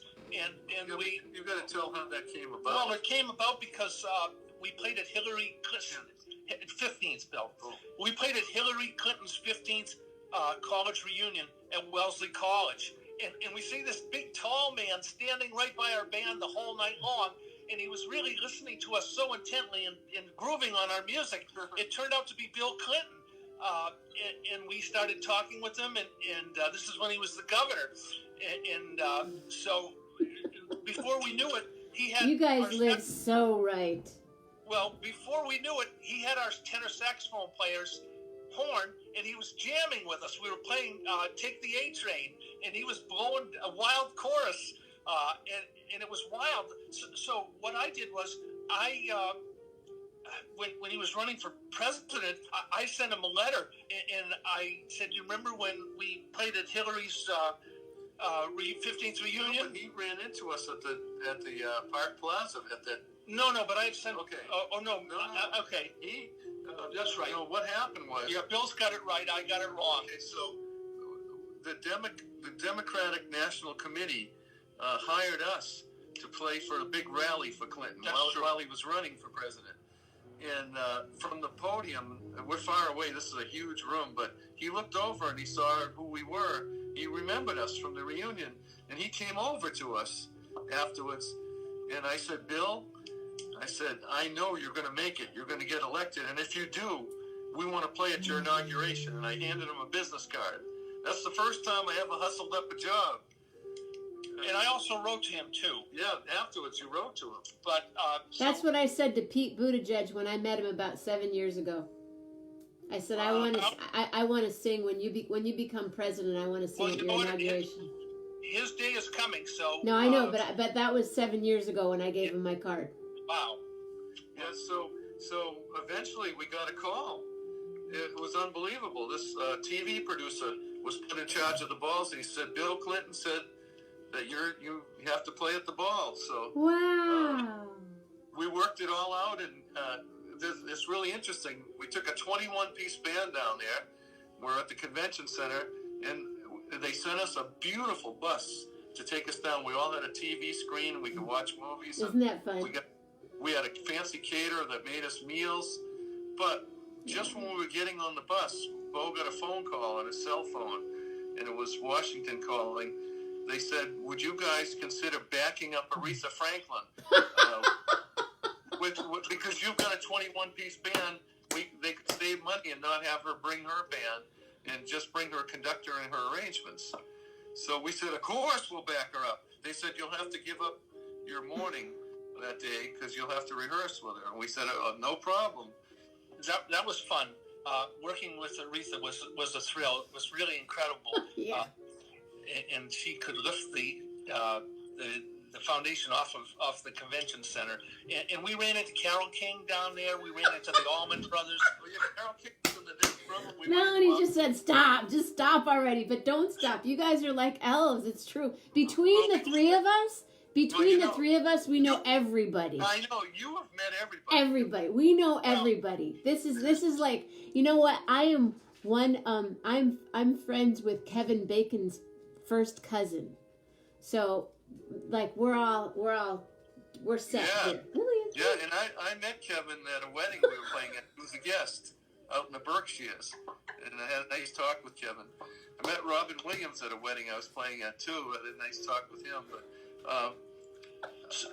so I mean, basically that's it. I mean, one thing has led to another, and we've been blessed. We've been lucky. You know, we just have never tried. We're terrible business people, Jenna. We're not. Did you ever meet Princess Di? No, but Grace Kelly, my dad played a wedding, and she was a guest for Grace Kelly, and he sat down at her table, and they had a lovely talk, and then he played her favorite song for her, and so we've met a lot of people. I got a nice hug from Jackie Kennedy. We played a wedding on the Kennedy compound. Peter Lawford's daughter got married, and Peter was married to a Kennedy, so did a nice wedding there. Jackie came up on the stage and shook each one of our hands and gave me a hug. She said the music was great, and so that was. And you met Alan Alda? Yeah, you know all of this. That's right. Because of Ruth. Yeah. Ruth is feeding me great stuff. I could have just been like, I read it on, I studied you. I didn't Wikipedia you because we played a family party of his family's party, and he was wonderful. You know, we've just it's a thrill to do what we do. You know, that's the thing. I mean, every performance. Early in this conversation, Bill said to you, every performance is a thrill. It doesn't matter what it is. It's just making the music come alive. That's what we live for. It's just notes on a piece of paper, but if you play it the right way and put your heart and soul into every note, then it becomes special. Every song becomes special. Right. Yeah, and you know, we're doing a ton of concerts at deluxe senior living facilities. There's a lot of independent living facilities. They're building them like crazy. Yeah, they are. And we're doing a lot of concerts there, and I love those concerts, 1 hour concerts, just as much. It's I've played at them also. Okay, Bette Midler. Bette Midler, yeah. Oh my. Oh God, that's my story. My friend Jim just said I organized my T-shirt drawer. Top that. Well, Bette Midler. We had when we started playing at the Parker House. The mayor of Boston started a new series called Concerts on the Common, and the Boston Common was right across the street from the Parker House. Yeah, from the Parker House. I saw Tracy Chapman play there. Ah, okay. I mean, like when she was just starting out, she was just playing on the Common like that. Yeah. Yeah. So the artists, many of them would come down. I met Annie Lennox and Dave Stewart. They came in. We hung up with them one night. You met Annie? Yeah. She's one of my spirit animals. Oh wow! Yeah, she was great. And I met so many people. I met, they would all come in. The Brecker brothers. Yeah. Pat Metheny was in one night, and we were hanging with Pat. They would just come in after the concert. So one night, I'm leading the band. We were taking turns after a while. I would do 2 nights a week with my band, and Bo 2 nights a week with his band, and my dad 2 nights a week with his band. So it was my night, and Bette Midler comes down the stairs. I saw her coming right down the stairs, and this was a basement restaurant and nightclub. So I said, oh my God, here comes Bette Midler. And she takes the table. She was alone. She takes the table right next to the band. And everyone in the room knew she was there. It was obvious. So after our first set, I sat down with Bet, and we talked. She said, I love your band. I said, why don't you sing a couple of tunes with us? She said, no. And so then we went back and played another set for 45 minutes or 50 minutes, and I spent the next break with her and had a great talk. We were really hitting it off. And then I said, why don't you sing? She said, no. So we went back and played our final set. We did 3 sets. And then I sat down with her when we were done, and I sat down with her, and she said, I think I'll sing. So the guys were all packing up. I said, Bet's going to sing. So everybody got their instruments back together. Well, better. Yeah, and Bet came right up and sang, and the place went wild. I mean, it was wild. It was just like a frenzy. And so when that was over, I sat down with Bet again. It was all over, but we were talking and talking. She said, why don't you come up? And she was having some friends over. She was having some friends over. She said, my friends were all here. And you'll have a drink with us. We'll talk some more. But I had a wedding on Cape Cod, and I had to leave 7 or 8 in the morning the next day because it was a noontime wedding, and Cape was a 2.5, 3 hour drive to get there. So I said, geez, I just can't. So she pulls me by my necktie. She yanked me right across the table. I bet she did. Go Bet. But I just couldn't do it. What did she sing? She sang Boogie Woogie Bugle Boy. Oh, fine. Yeah, and I can't remember what else, but something else. It's a long time ago. It's 1980 or something. But I could have gone up and met her. I could have been Mr. Midler, but I was conscientious. I had to get home and get to bed. Yeah, those silly noon weddings, right? Right. On the Cape. But that was a great night. We had a strong bond. Bonnie Raitt came in, and she loved our saxophone player. We spent all the breaks talking to Bonnie. She said, this is real music. I said, no, Bonnie, your music's real music. It's all real music. But we met a lot of people because of that gig that would come in. A lot of famous people. How fun. So what are you going to do tomorrow? Tomorrow, I have a Rotary meeting. Oh, good. I've been a member of the Brookline Rotary Club for 42 years. I do a lot of community service in our town, and so I'm a big Rotary fan. I support Rotary clubs all over the country, and I've worked in Jamaica, and yeah. So you know. Are you Zooming the meeting?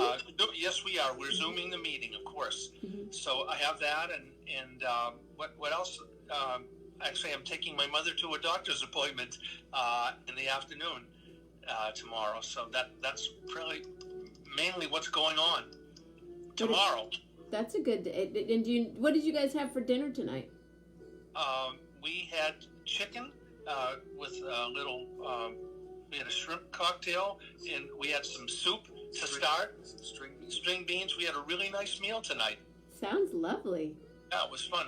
It's interesting. My mother spends her winters down in Florida, and the middle of March, she called up. She said, boys, I've got to come home.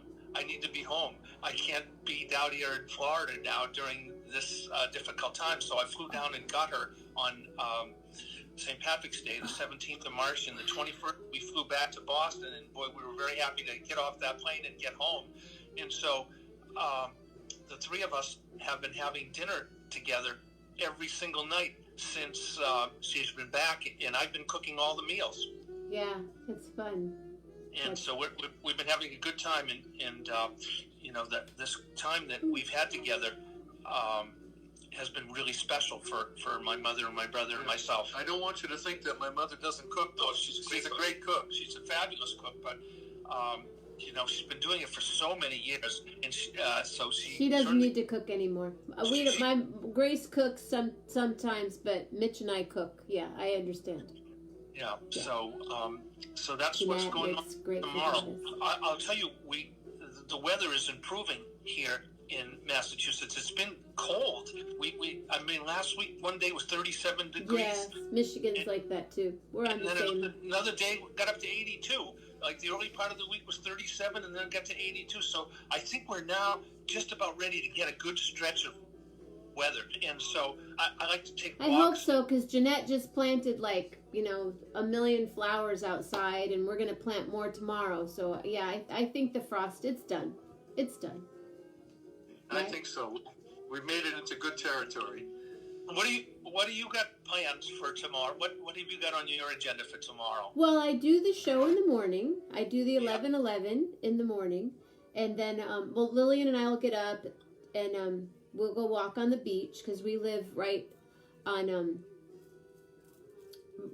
like a few blocks from Lake Michigan, and then we'll come back and do the show, and then Jeanette, who is my brother's girlfriend, she lives downstairs. It will be planting hostas and some other plants in the yard. And then after that, I have a meeting online, and then I teach a class, and then something else is going to happen. And then I'll go make food with Grace, and then I do this tomorrow night. Yeah, but you know what? If we keep talking, we're going to be on the 11:11 show. I know. And then tomorrow, but tomorrow night is karaoke. Bo? Yep. Do you want to be on the... I'm talking about the morning show. No, who's on your morning show tomorrow? I don't have... morning show is whoever is... Morning, unless somebody books themselves for morning, it's spontaneous. Whoever's online, I just say, hey, you want to come on? They're like, no. Like today I asked... Bill, do you want to come online? No, I'm still sleeping, he said. Yeah, I was in bed. I couldn't Well, come Cassandra on. Wilson was in bed the other day. I know. I saw her. That was great. That was amazing. Yeah, she just texted me. She said, when is your show? I said, right now. She said, I'll come on. And she was in bed. So you would have made great. And my friend David Dodd was in his robe a few weeks ago. But you were going to dial me up before I could even find a shirt to put on. You said no. N-O, no. So it's super spontaneous during the day unless someone says they're not up at night. They go like, I go to bed by 9 o'clock, and I'm like, what planet are you from? And then they'll come on the show in the morning. But tomorrow night is karaoke night. Every Thursday night now is karaoke, and it's Sing Along with Jenna, and my friend Dave Love did some cool graphics today. But gosh, I really need your help on some graphics. Well, we had a friend, Jim. Yeah, we could probably help you. So okay, I love that so much. That's why I told you I had to wear my dress. I've been waiting to wear this dress again. Where am I going to go? Where am I going to go wear this dress at? To walk my dog? You look stunning. Oh, I can't believe you made that change so fast. You changed in about 10 seconds. I did.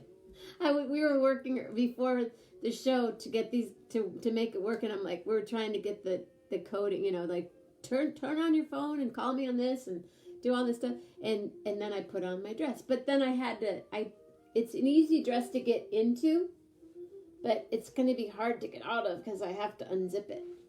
I know. That's okay. We'll figure it out.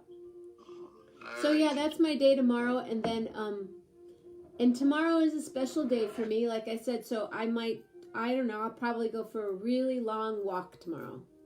You say it's the start of your new year? Explain that. Yes.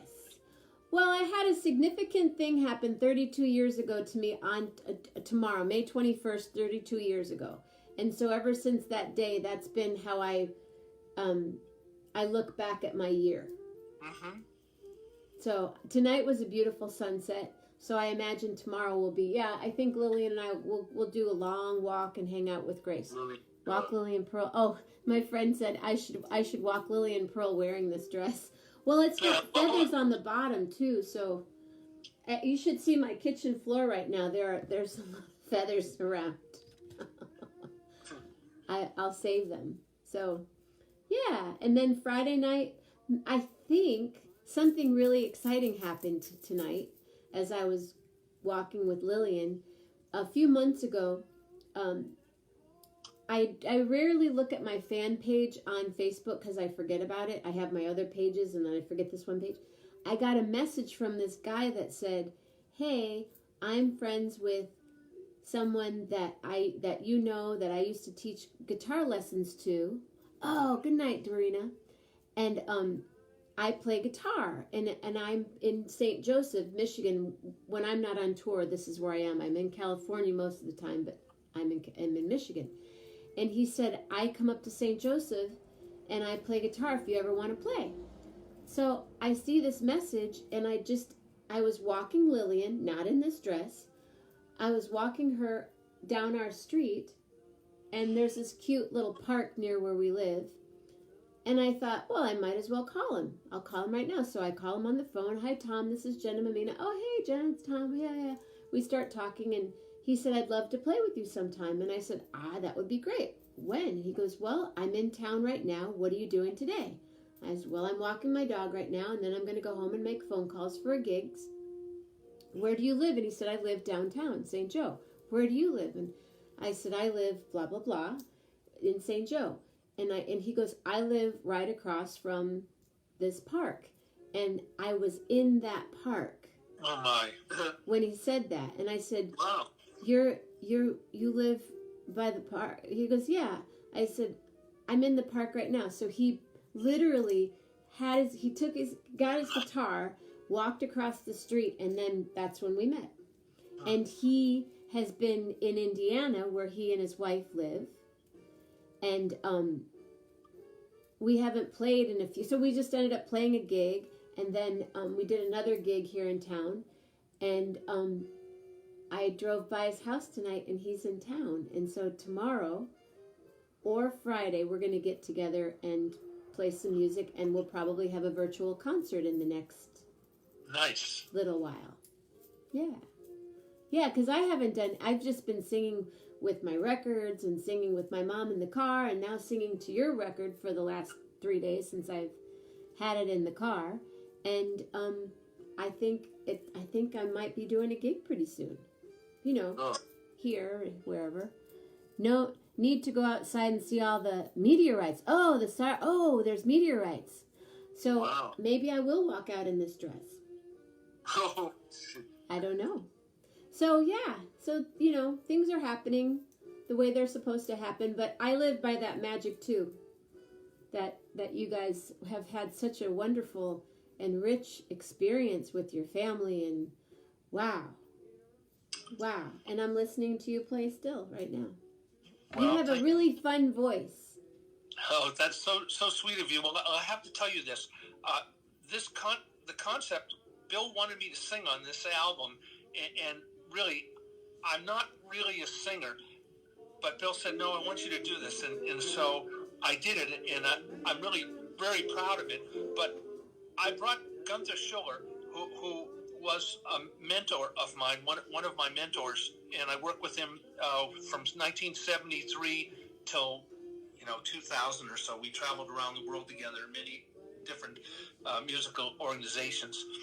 I recorded 2 records with him at the Smithsonian Institute. Oh.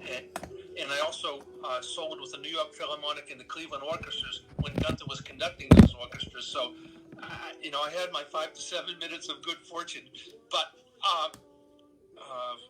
what was I talking about? How did I get on this? I think it's so late. I forgot. Oh, we were talking about your voice and your my singing. voice. Yeah. So I brought a copy of those 2 CDs to Gunther, and Gunther was so busy. He always had symphonies to write and books to write, and he always had piles of things that he had to get through, and he had about 100 CDs of people to listen to. And so he said, Bo, I'm going to take your CD and put it right at the top of the pile because I really want to hear what you have done. And so Gunther called me a few weeks later, and what he said to me touched my soul so deeply. I never heard this before. I never heard this story. Gunther said, Bo, you have such a sweet voice. That's what Gunther said to me. And up until that point, I just didn't think I had much of a voice at all. Well, you were sick when we did that. You had something wrong with your voice. Well, I was stressed out by the project. The project stressed me out. But Gunther said, you have a very sweet voice, and that touched me. And the fact that you say that too, that well, I'm not you do, and you sing like you're. I mean, I can hear you, your horn influence in your singing. Well, Bill has always said, what do you always say about trumpet players? Well, Jenna, They're a lot of the pacers. great trumpet players became singers too. Yes. Louis Armstrong, of course. Louis invented all the concepts that Ella Fitzgerald and Sarah Vaughan and Sure. Carmen McRae. He invented the concepts, the dips, the schmears, the slides, the harmonic conception, the scatting. It all comes from Louis Armstrong. And then so many, even Dizzy Gillespie sang the best version of Sunny Side of the Street you ever heard. And Hot Lips Page sang, and Herb Alpert later on was a singer. And, trumpet players, a lot of them are singers. Yes. And when they do sing, Jack Sheldon, when they do sing, or did sing, they sounded like they're horn playing. Yeah, you do. You sound like you're horn playing. It's fun. Yeah, it's fun. Oh, I've been singing with you all day, just so you know. Well, that's so great. I hope we will sing. I hope we will do it in live. We will. I hope we will. I'm pretty sure we will. Now that we have met, I mean, it's this world that we live in. It's such a small world. We may do a house concert here somewhere. Yeah, it's such a small world that we live in, and it's opportunity is always there. We've had our ups and downs. We've been out of work, in work. I mean, but as long as you have faith, there'll always be opportunities, and we've just managed to just keep going, and we will keep going until we cannot keep going any longer. Yeah, well, there are a lot of musicians on tonight that all feel that same way. It's just what we have. It's what we do. It's what we need to do. It's not a have. It's we need to do this, and it's our calling in life, isn't it? Yeah, we're not chosen to do this. Yeah. No, for sure. No, it's just. Who taught you how to sing? Did you ever have lessons, or how did this come about? My brother Nino was a really, really beautiful vocalist. You'll hear on the records that I have for we you. have one of Nino's CDs. Our parents. Oh, thank you, Charlie, for being here. Deb's friend, the doc, misses them. Deb's friend, the doc, misses them. And my friend Jim wants us to meet at the Parker House, and we could do a concert there. That'd be fun. Our parents, Grace is a singer. Grace comes from a large family. Oh, okay. Bye, Melanie. And so she always sang with us when we were kids. And my dad played organ, and he had a accordion. But Nino started singing out when he was about 11 years old. And he was singing at weddings. He would sing the Ave Maria in church, and it would make the priest cry. Wow. And Lisa was also a guitar player and singer, my sister, and my brother Mitch. And we used to sing in church, and we sang it, sing us a song, do the thing. And I was always in school stuff. But I did study with people in high school and in college.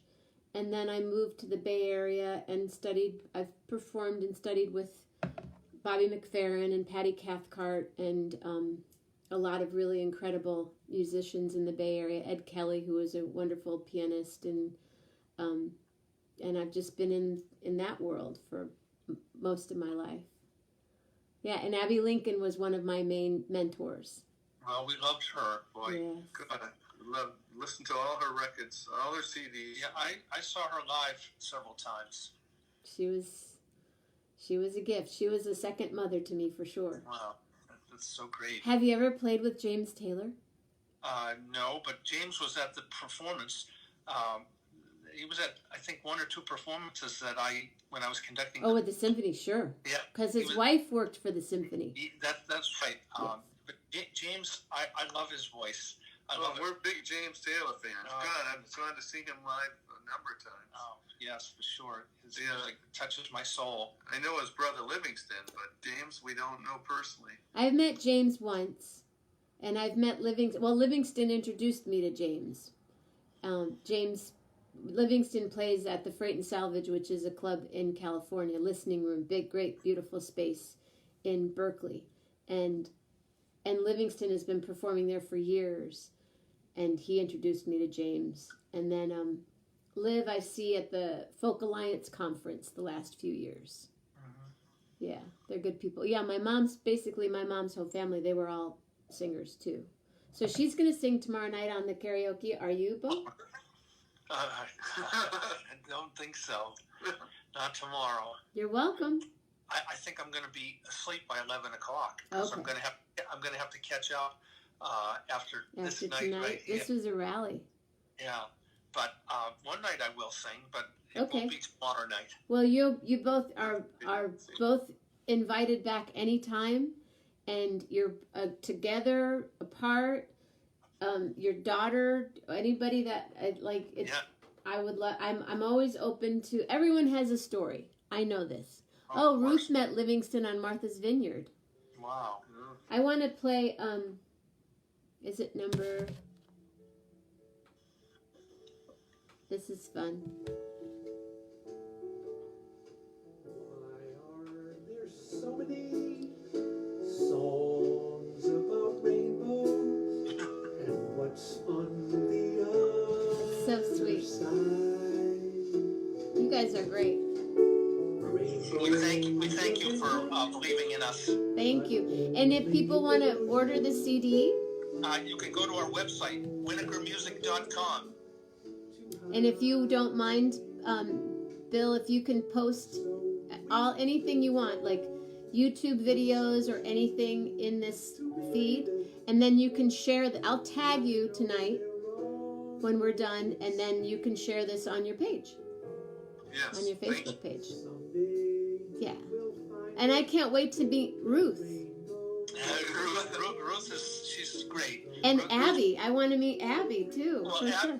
it's terrific. And Kim's going to be a doctor. Kim has stories, boy, galore. Oh, Kim has some great stories. He was in Nepal around the time of the earthquake, and he had traveled for a year and a half after college, and he was in Nepal, and he was trekking in the Himalayas when the earthquake hit, and he went back into Nepal and got a job as a volunteer with the International Red Cross, and worked with them for a number of months, and loved the people in Nepal so much that he raised $23,000 to rebuild the school in Nepal.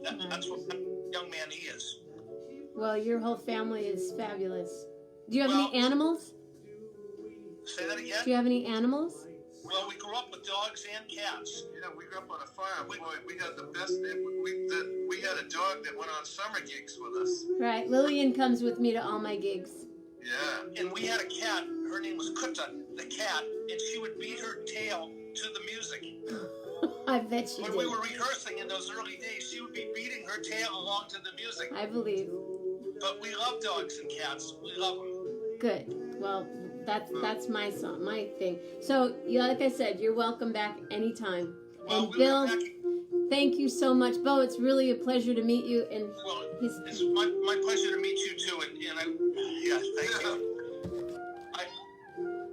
I love it. And and every time I see Bill's a regular on the show, and I welcome you. If you're around, scroll on in. We're always here. Scroll by, keep it rolling, everything. And oh, what happened?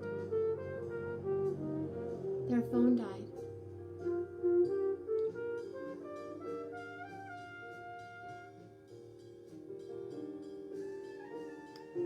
I could messenger them.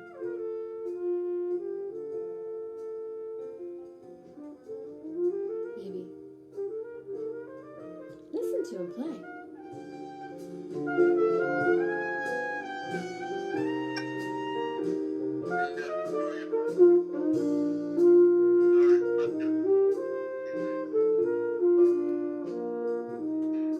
Can you Yes, to you, but can you press the camera? I'm looking for it. I'm on the iPad now. When it comes to computers, Touch. Oh, wait. I think I'll get it. Is this the sweet sound that calls? I want to meet you too, Abby, for sure. The voice could be. Thank you, Julie. It was fabulous. It was just, it was everything and more that I wanted. Yay! There they are. We did it. Oh, we're back. Thank you. To ignore it, That was a great solo, by the way. that I'm Oh, supposed well, thank you. It can always be better. Always. But was the best I could do at the moment. It's what it's all about. It's a snapshot right there. Yeah. Well, I do look forward to making music with you someday. That would really I be can't wait. a thrill for us. I can't wait. And if you ever come this way, just make sure you're in town. Oh, you'll know before. We'll plan it. We're gonna do this. Right, Bill? Yeah, we are. Maybe your mom could book us some gigs. Well, I keep telling her I want her to get back in the business, but she says no. I've already completed my work. She's retired from that. And my mom will sell CDs Yeah.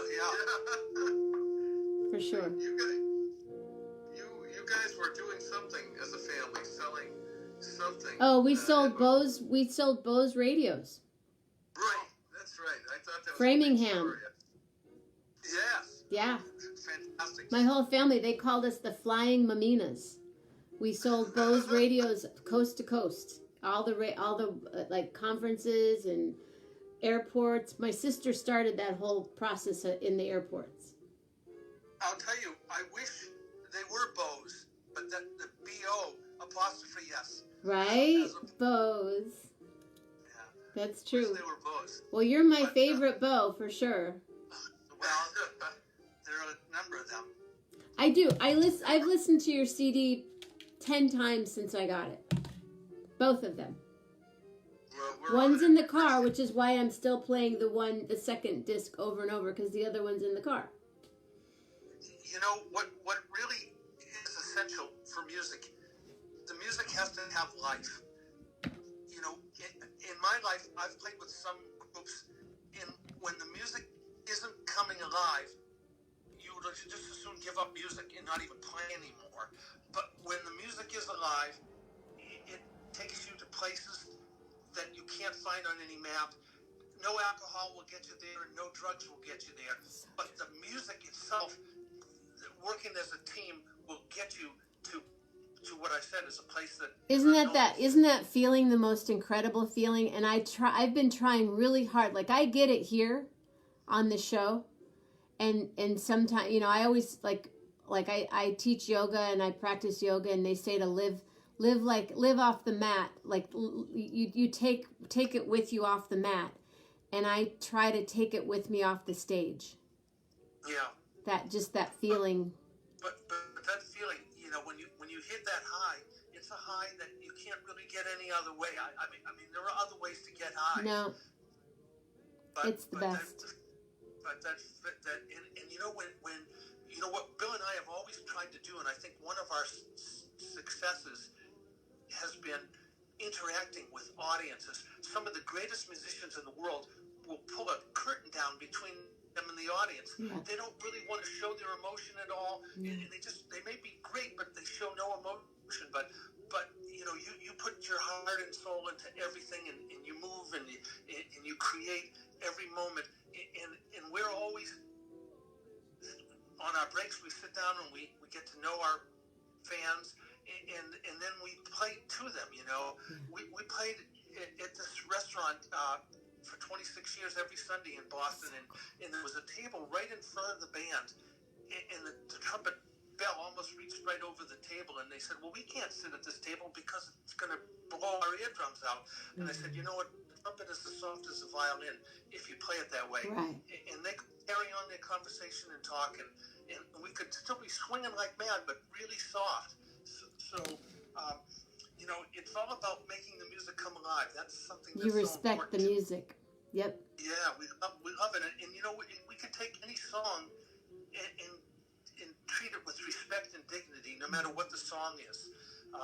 Because that's how we were raised. And our dad taught us to play Irish music and Polish music and any kind of music, klezmer music.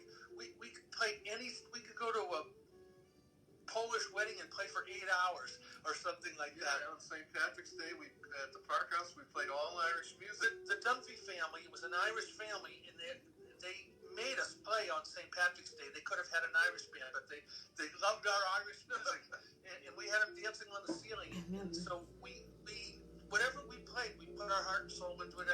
Even for Cinco de Mayo, we would play Mexican music with Night of Mexican music. Yeah. So whatever. That's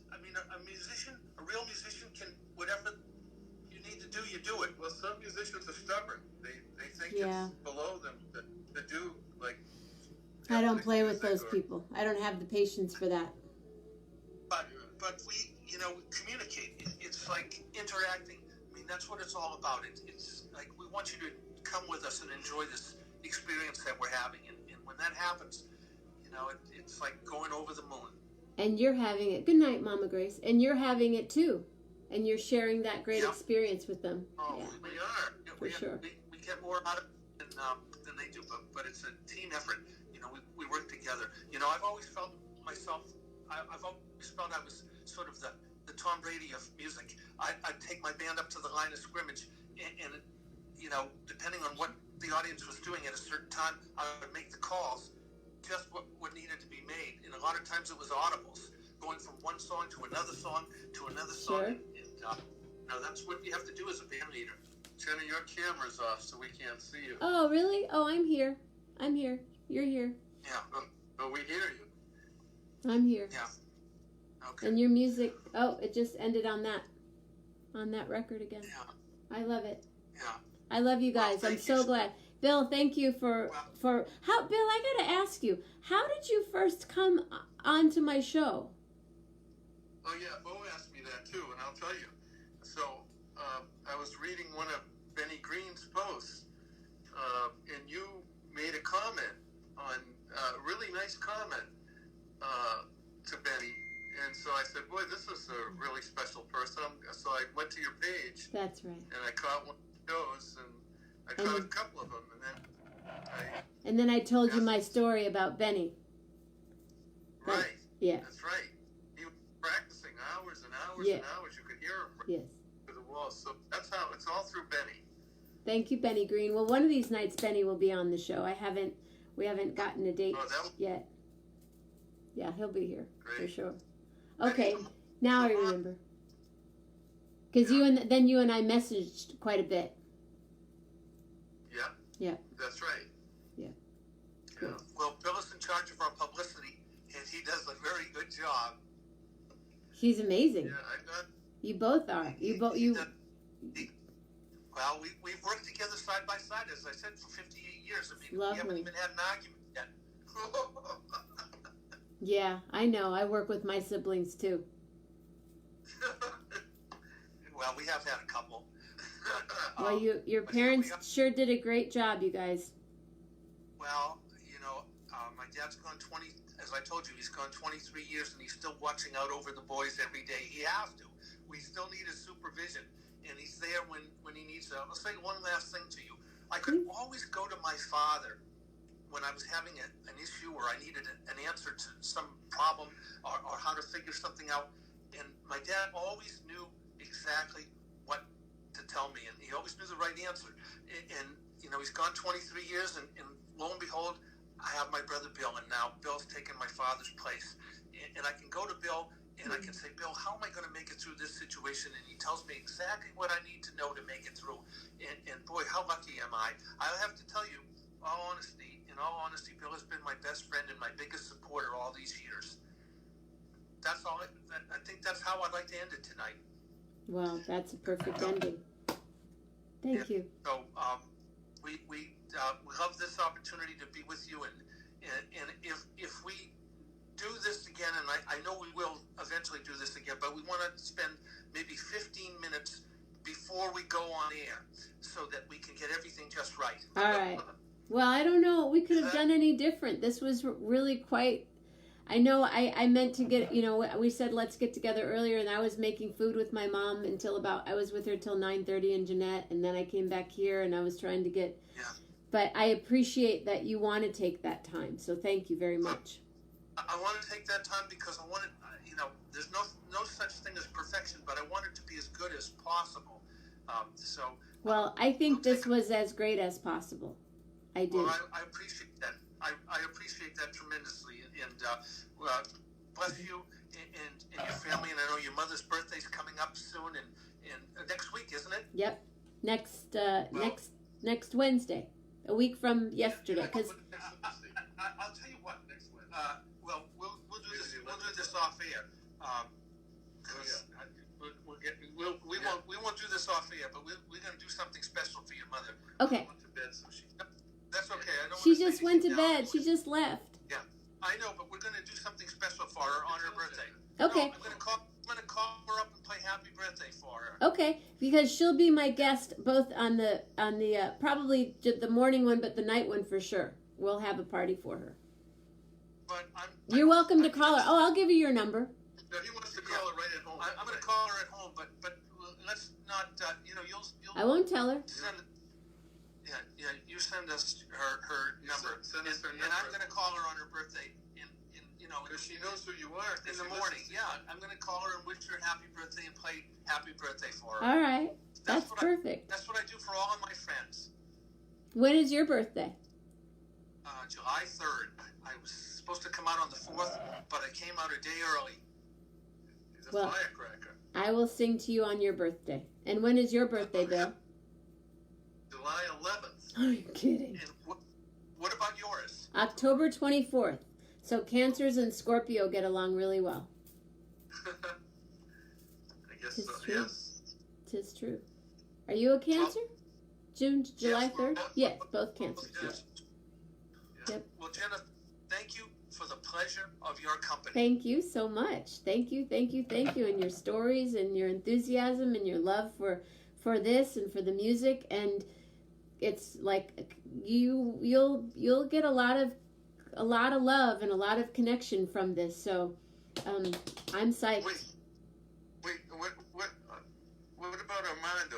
Is it Armando Ortega is on Friday morning. No, but was he here? He wasn't here tonight. He wasn't here tonight. No, he might be working. I think he's working. Okay, because I love him. He's so I know, great. Isn't he great? Yeah, I just love him. He's great. Yeah, he's fabulous. He's fabulous. Yeah. Jim, you're July 4th?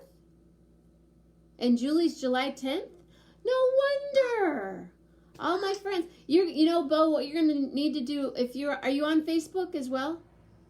I am, but I don't go to my page at all. Bill does enough for both of us. Okay. I've got other things to do. Anything that's on Bo's page, I just put it there. He never goes on Facebook. You'll have a really great time going through this feed and seeing everything, what everyone said. Yeah, we'll see all the comments. Great. Yeah, it's really fun. It's really fun. No, that's great. I didn't know that. Well, yeah. Oh, and Ruth is July 8th. Oh my goodness gracious. Yes, he is. And my brother Mitch is July 9th. Wow, And wow. Victoria is July 13th. You guys, this is crazy. Oh, see, no wonder your cancers are just my heart. Yes. My son is also July too. Wow. See, I learned something about people, about my friends tonight that I didn't know, and just because of this conversation with you. So. You know, I think this is the longest show ever. It is. For you, a long show. It is. And it was all worth it. And Julie's granddaughters are July 13th and 18th. Of course. And you know what? In St. Joseph, in the town I live in, and I think pretty much everywhere around here, all the fireworks were canceled. Yeah, you know, the Boston Pops play on the 4th of July. It's canceled. Canceled? Unreal.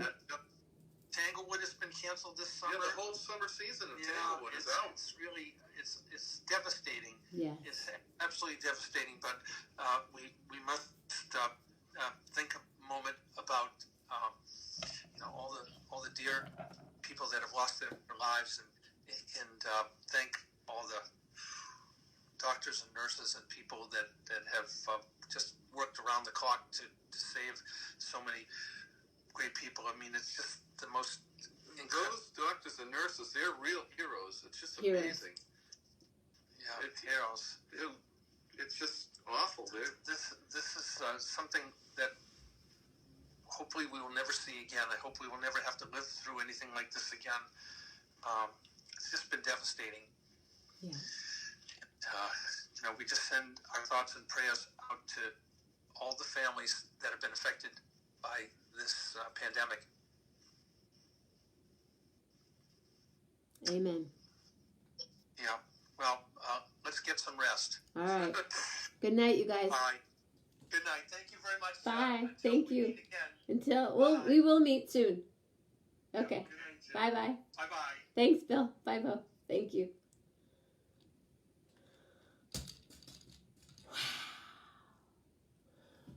Wow.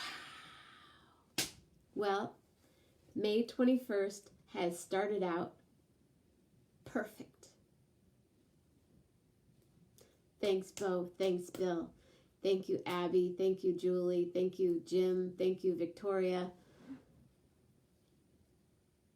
Oh, how cool. Oh, how fun from the bridge. See, it's hard for me to say who is all here, and Ruth and Abby and my mama and Melanie and Charlie and David. Oh, wow, David was here. Oops. Whoops. Whoops. I can't bring it down. Wow. Now what do I go do? I'm going to go outside. First I'm going to change and get my dog, and we're going to go see the meteorites because I'm sure they're still blasting. So I'm going to charge my phone, and I'm going to wish you all a beautiful May 21st. And if you're around tomorrow, this is where I'll be, right here in my kitchen. I won't be wearing this dress. I won't be wearing these earrings, although they sure are fun, aren't they? Fun, super fun. If you would like to donate, I have a Venmo page, and I have a PayPal page, and I have a Patreon page, and I will list them all in the heading and in the bottom, and with the message, with the address of all of the above. Let's just do a little bit more of this because it's so beautiful. Because it's Abby's favorite too. I performed it at a wedding once. I think twice. And other. I love it. I love these guys. One more time. There's so many songs about rainbow and what's on the other side. Rainbows are vision, but only illusion. And rainbows have nothing to hide. So we've been told, and some choose to believe it. I know they're wrong, wait and see. Someday we'll find it, the rainbow connection. The lovers, the dreamers, and we.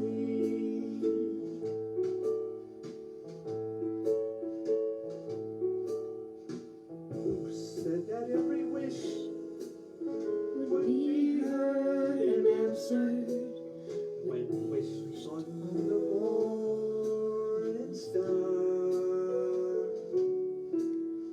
Somebody thought of it, and someone believed it. And look what it's done so far. What's so amazing that keeps us stargazing? Thanks, Victoria. And what do we think we might see? Someday we'll find it, the rainbow connection. The lovers, the dreamers are we. All of us under its spell. We know that it's probable.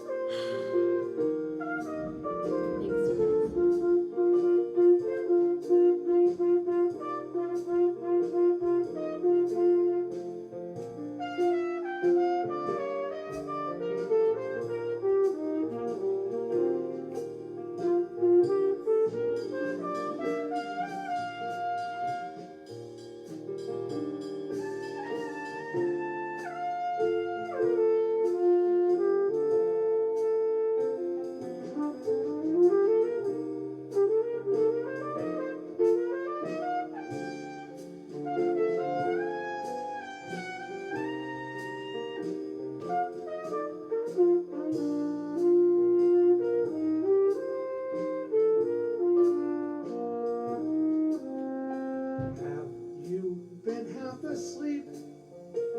Have you heard voices? I've heard them calling my name. Is this the sweet sound that calls the young sailor? The voice could be one and the same. I've heard it too many times to ignore it. It's something that I'm supposed to be. Someday we'll find it, the rainbow connection. The lovers, the dreamers are we. La la la la la la la